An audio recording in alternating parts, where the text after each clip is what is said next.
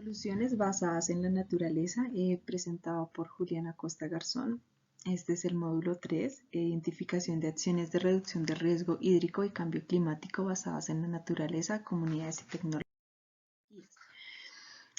Entonces, ¿qué es la restauración de ecosistemas en Colombia?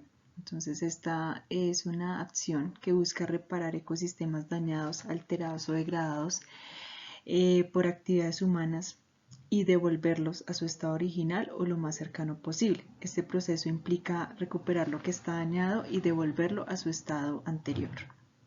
Bueno, ¿por qué es importante la restauración ecológica? Porque es una acción que intenta restaurar los ecosistemas gravemente dañados para recuperar los servicios ecosistémicos que nos brindan, como es el agua, el suelo, la vegetación, los animales y los paisajes. Entonces hay dos tipos de restauración, una que es la activa, que es una intervención humana que rescata las funciones naturales de ecosistemas y promueve su recuperación en áreas que perdieron sus mecanismos naturales de regeneración, ayudándoles a superar las barreras que impiden su recuperación natural.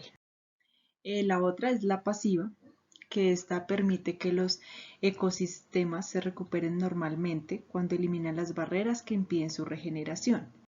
Es importante retirar los factores que dificultan la regeneración natural para recuperar el ecosistema. ¿En qué consiste? Entonces, consiste en recuperar los ecosistemas dañados y conservar los que aún están intactos, generando beneficios como suelos más fértiles, mayor biodiversidad y recursos y mayores reservas de gases de efecto invernadero.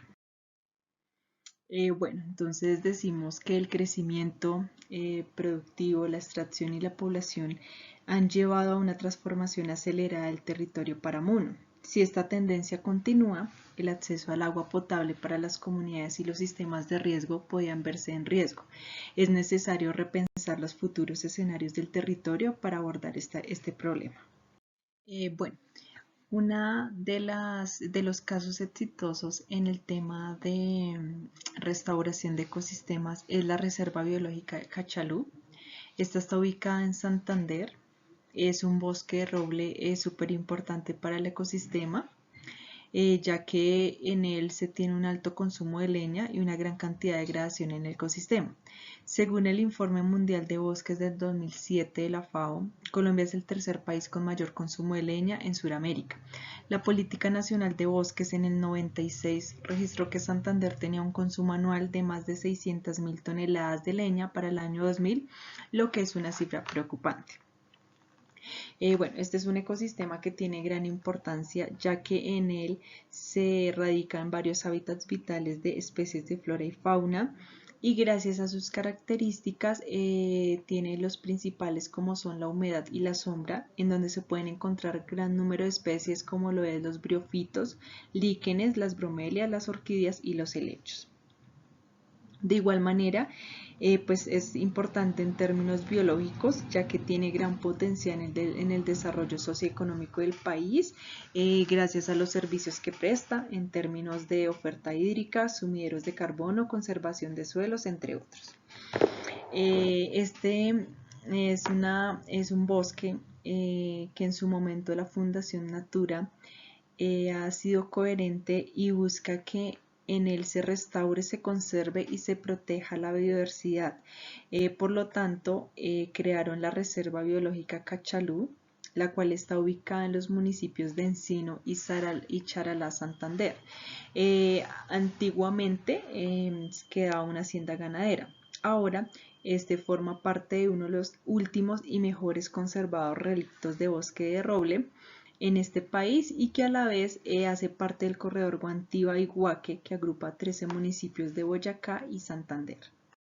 Otro de los casos exitosos son los lagos de Tarapoto. Estos están ubicados en la Amazonía colombiana y es el único complejo de humedales catalogado como sitio Ramsar y un hábitat importante para los delfines rosados.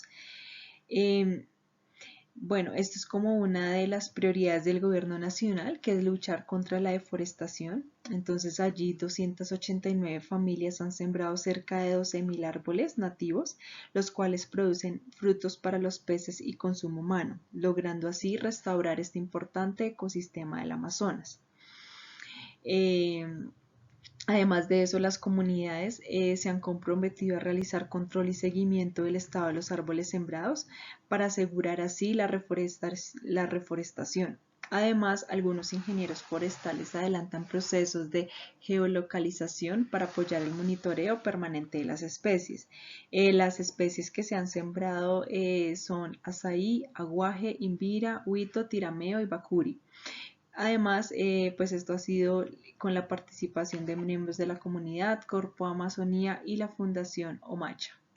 Bueno, este es otro caso que es en las tierras de Cerrejón. Ha sido uno de los casos éxito de restauración ecológica en el país. Bueno, decimos que Cerrejón ha alcanzado las 4.700 hectáreas de tierras rehabilitadas, donde anteriormente se realizaba actividad minera.